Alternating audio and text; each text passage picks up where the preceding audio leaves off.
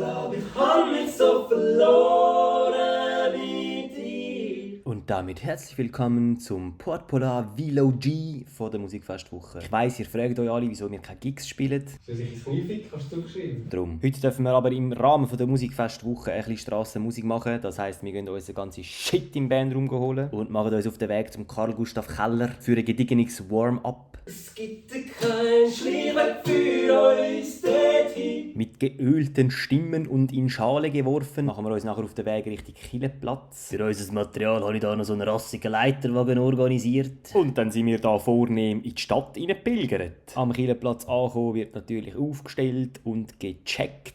Da hat sich noch so ein armer Tropf meiner Bassdrum verfangen, aber alles gut, der hat es wieder rausgeschafft. Dann gebe ich euch natürlich noch eine kleine Impression von dem absolut brachialen Gig. Das langt. Natürlich werden nach so einer Übershow zuerst mal ein paar Autogramme verteilt, bevor wir noch etwas essen können.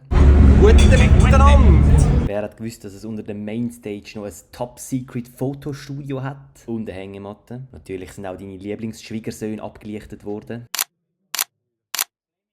Für uns ist es dann wieder auf den Heimweg gegangen und wir sehen uns beim nächsten Mal.